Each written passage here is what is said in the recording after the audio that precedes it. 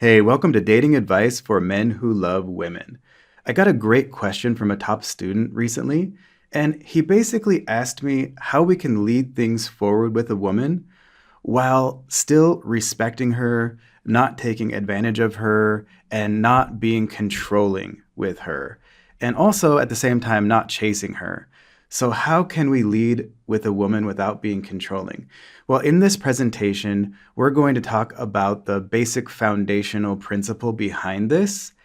And then we're going to talk about the three archetypes of men that women have to choose from in terms of who they're dating and who they're in a relationship with.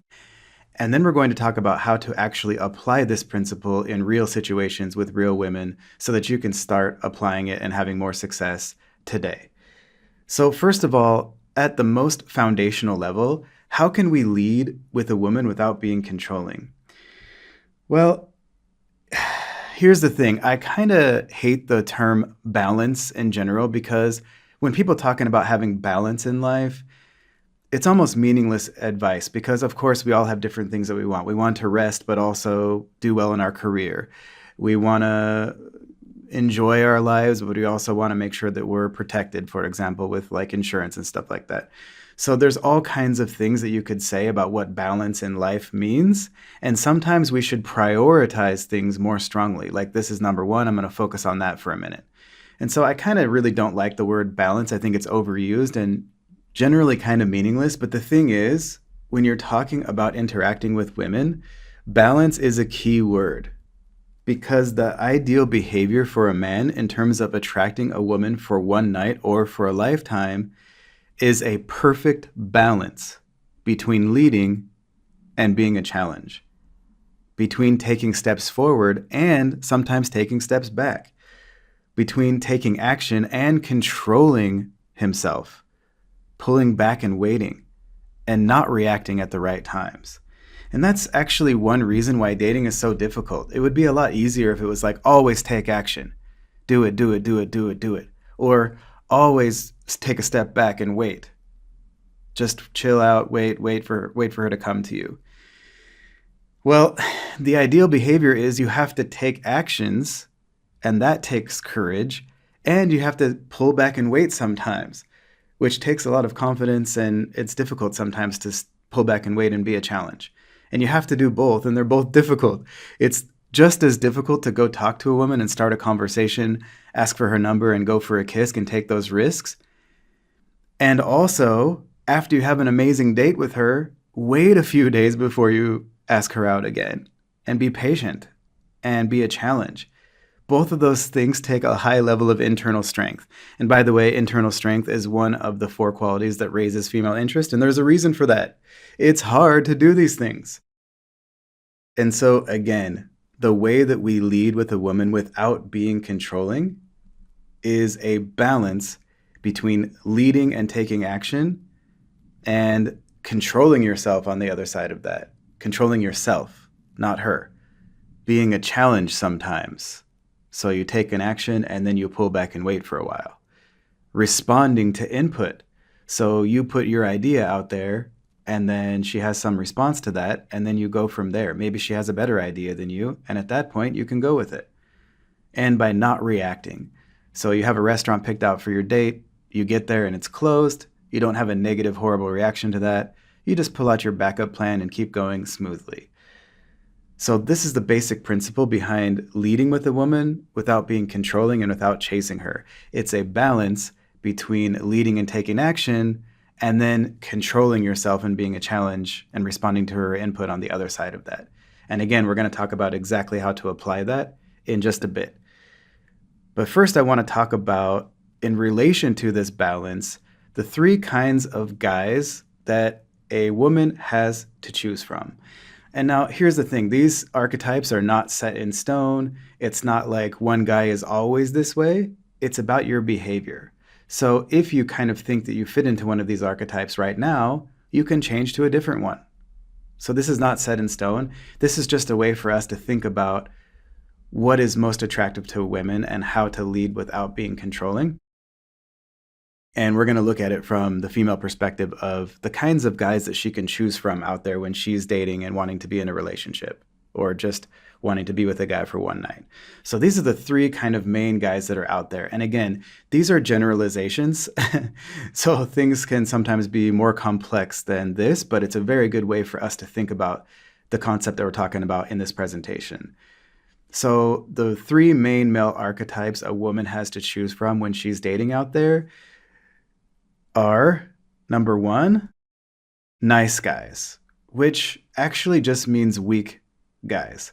Because you can be a very attractive man who's also a good person, who's a good guy.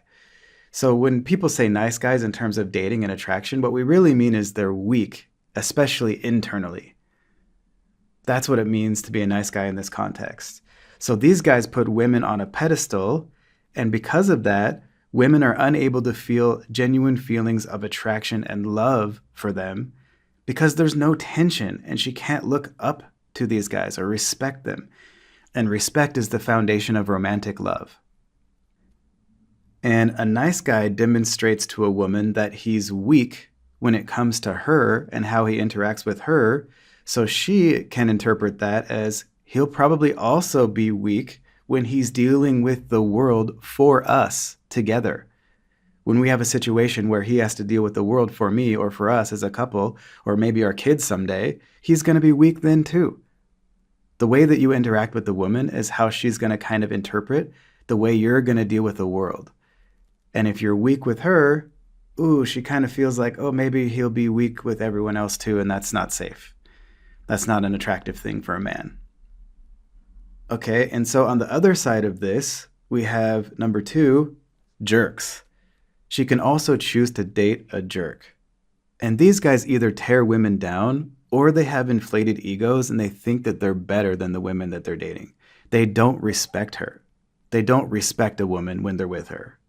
And a jerk demonstrates to a woman that she's inferior to him or that he's superior to her in his mind.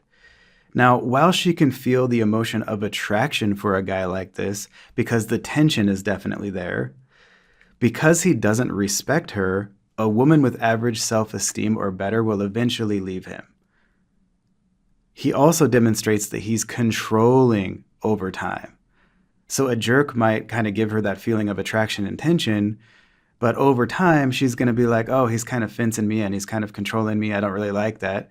And again, a woman with average self-esteem or better is going to bounce. She's going to leave that relationship at some point. And that means only a woman with low self-esteem will stick around with a guy like that long term. And she might regret it in the morning if she just hooks up with him. So far a woman has two main guys to choose from out there. These kind of nice, weak guys who don't have a backbone, and these kind of jerks who think that they're better than her, that she's worse than them. They don't really respect her. They put her down, and they kind of do all kinds of controlling behaviors at the end of the day. So what's the third option? Well, there's this other guy out there that a woman can choose from, and they're called gentlemen. And a gentleman doesn't put women on a pedestal, but he doesn't put women or themselves down either. They lead, but they don't put up with a woman's crap. They're good to a woman, but they call her out when necessary.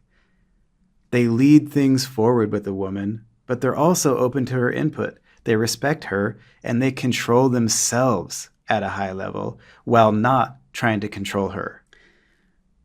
The gentleman demonstrates that he's strong with a woman, and therefore she understands that he can be strong for her and for them as a couple as well, while also having a softer side that she can get to, that she can earn by being an awesome person. She feels a high level of tension with this guy, and she feels extremely comfortable with him at the same time. She respects him, which is the foundation of genuine feelings of female love, and she feels that he respects her too. He's looking for an awesome woman, and when he finds one, he leads the process of attracting her properly. He allows her to fall deeply in love with him, and then he doesn't take advantage of her just because she's a good woman with high interest in him. Because once a woman's interest in you gets to 9 out of 10 or higher, she'll almost do anything for you at that point if it's really that high, and if she's a good woman. And at that point, we don't want to take advantage of her. That also makes you a jerk. Now, of course, we can all kind of be any of these three guys at any time.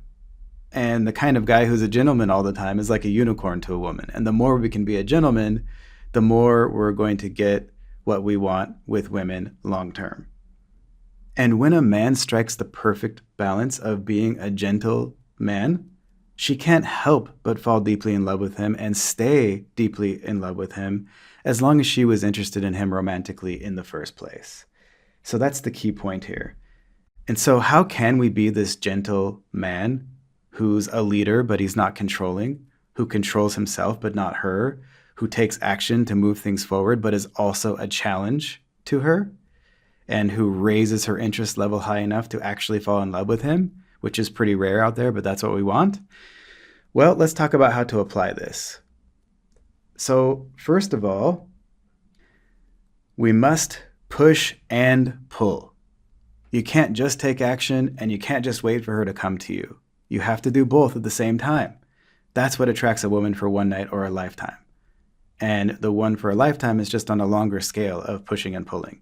And for one night is just to do all these things a little faster. But the concept applies to all attraction and love with a human female. We have to push and pull at the same time. If you think about this, it's kind of like a bow and arrow. If you don't push forward on the bow and pull back on the string at the same time, you're not going to hit your target. You got to do both. And some examples of this are kind of like when you ask a woman out on a date, you ask her for a specific day, time, and activity. So you choose what you think you should do together. You choose the time, the location, and the day. And then you just ask her directly, hey, do you want to meet for coffee at Star Dollars on State Street on Monday? 7 p.m. work for you? Something like that. So you're very direct and you pick all that stuff and then you lead that forward. That's pulling her in. When you ask her out on a date, you're pulling her in. And then when you go on that date and then after your date, you wait 4 to 8 days before you ask her on your next date. Now you're pushing her away a little bit. So when you ask her out, you're pulling her in. When you wait a few days before you ask her on the next date, you're pushing her away a little bit. And now you're pulling and pushing. And the next time you ask her out for the second date after you wait 4 to 8 days, now you're pulling her in again. Then you have an amazing time on that date. You wait 4 to 8 more days after that second date to ask her on the third date. You're pushing her away again. So you're pulling her in, pushing her away, pulling her in, pushing her away. That's the key. And we must do both of those things if we want a woman to have genuine, deep feelings of romantic love for us. We have to lead things forward and not chase her at the same time. We have to take active steps forward and not rush straight into rejection. We have to take a step forward and then control ourselves and not try to control her or push the outcome that we want too hard. So for one more example, again, let's say that you ask her out on a date. Again, that's leading. And then let's say she declines that date offer and she doesn't offer you a specific alternative day and time when she can meet up with you. So she doesn't make you any counteroffer or anything. She just says, I'm busy that day or whatever. Well, now it's time to pull back and wait, or simply just move on to the next woman. It's time to control yourself and not take further action in that case. So you already took action to ask her out. She said, I'm busy that day. I can't make it. She didn't say anything further about how about the next day at 7 p.m. Can you do that? She didn't say that. She just said, I can't go. Well, now you don't just ask her out again right away. Like, oh, how about Friday? How about Saturday? How about Sunday? No, you already took that action. Now it's time to pull back and not take any more action. And they're both equally difficult, if not, might be harder to not ask her out more if you're interested in her. And here's the thing about this situation.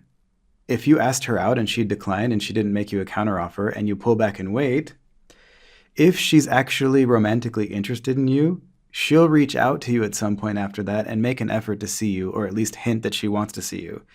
And at that point, you can try asking her out one more time if you want. So you can give her 2 chances if you want to.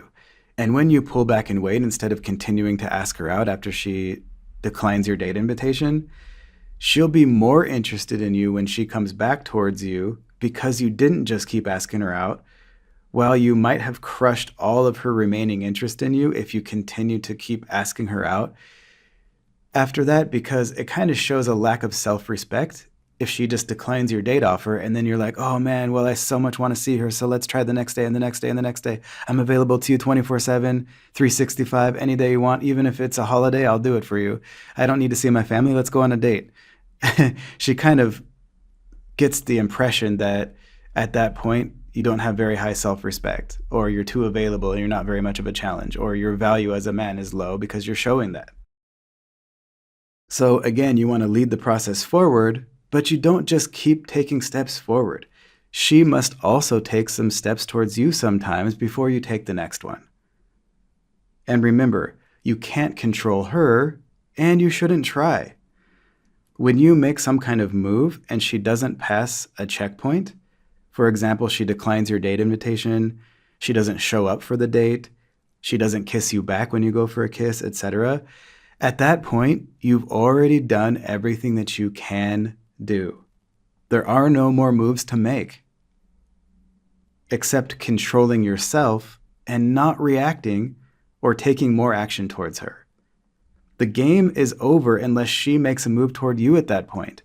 This is what we really need to understand. And this makes you a very strong man if you can follow this. And even if it doesn't work with her, that strength is going to help you with the next woman that you meet who is interested in you. And when you understand that you cannot control a woman's actions or responses, yet you can control yourself, and you lean into leading while also controlling yourself and being a challenge, by not reacting and by pulling back and waiting and moving on at the right times, you will find yourself with an abundance of female interest all around you. Knowing and accepting what is actually within your control and what is not, and basing your actions on that reality, is a big part of not being controlling with a woman. So again, we must push and pull. And then next, the second part of leading without being controlling is to lead first and then be open to her input and go with the flow after that. So we should always assume that we're going to be leading. That's our assumption. We're going to choose the table that we go sit at Starbucks. We're going to choose an activity that you think will be fun for both of you. You're going to choose the day, time, and location of your dates. You're going to lead. You're going to ask her out. You're going to go for a kiss when you think the time is right. You're going to lead that stuff. So you always should assume that you're going to lead. And then if she either takes the lead and she calls you and asks you out, or texts you and says, hey, do you want to come to this thing with me? If she takes the lead, then you can be open to that and go with the flow. You can say yes. Now, as an advanced tip, if she asks you to meet up with her the same day, you should most of the time tell her that you're too busy today, but you'd love to see her, and then make her a counteroffer, like, can we meet up tomorrow instead? But that's an advanced topic. So if she asks you out first, she's taking the lead, that's fine. She can. But until then, you should assume that you're going to. It's kind of the male role in this dance, and even in modern society, it's still our role, basically. So expect to lead first and to create these opportunities for her to have a good time. You're kind of in charge of those logistics. Okay? But let's say that you have an activity in mind and you offer it to her, and then she's like, well, I don't really like Italian food. Can we go to a Mexican restaurant instead for dinner? That's when you can be flexible. You already took the lead. You offered an idea. She has a different idea. And at that point, you can be flexible and say, yeah, sure, Mexican sounds great. No problem. Let's do that instead. So you're not forcing it. You're just leading. There's a huge difference. And so you're going to assume that you lead all these steps forward. And then if she has a better idea or a counteroffer for you, you should consider it. Yeah, sure, we can sit at that table instead. It's by the window. That's great. Let's do it. Just in the meantime, comfortably take her to whatever table you think is fine to sit at the restaurant or the coffee shop or the hookah bar, wherever you are. You lead that first, and she's like, hey, can we sit over there instead? You're like, yeah, sure. So you want to lead first and then go with the flow. Be open to her input at that point. Or if you go for a kiss and she turns her head because she's not quite ready yet, That's okay. That's her input. She's saying, hey, I'm not there yet, or I'm not interested in you that way. And either way, you can respond to that input now.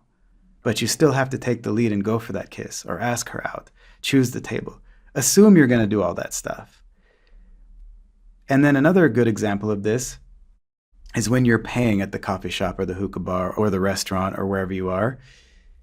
When the bill comes, you should assume that you're paying for it.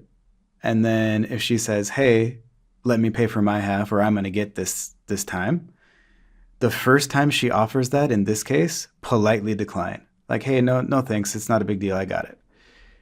If she insists a second time on paying her half or paying for the date, then let her.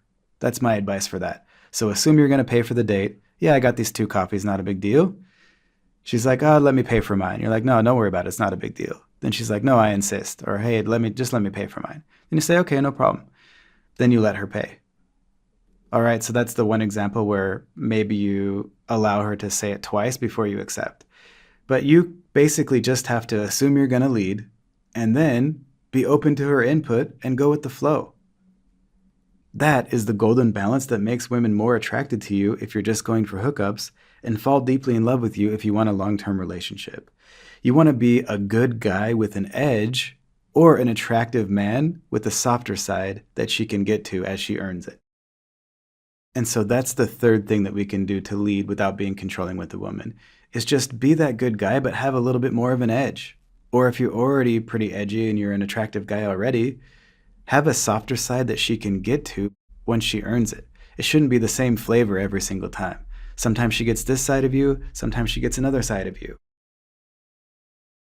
So remember that when it comes to male-female dynamics, a nice guy just means a weak guy with no backbone who doesn't take the lead, who kind of wants her to lead. We, on the other hand, are strong and gentle at the same time. We have high internal strength, so we can work both sides of that equation. We have the courage to lead and take those risks, and we have the patience and discipline to pull back and wait and to be a challenge and to not just rush into rejection and ask her out and ask her out and ask her out and no. Ask her out, go have a fun time.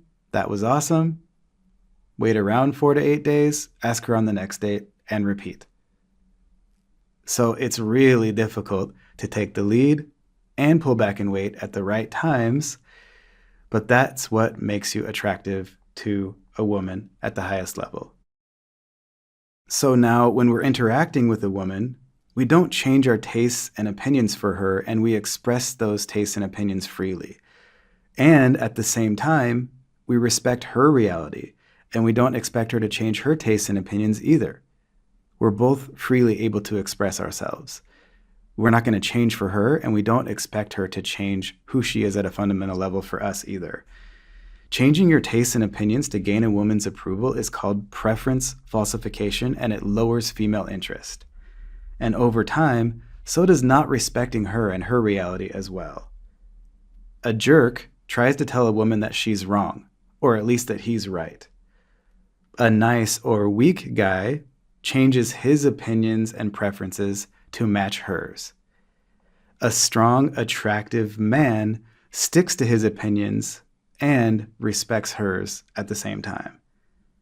Again, both of these sides of that equation take internal strength, and internal strength raises female interest.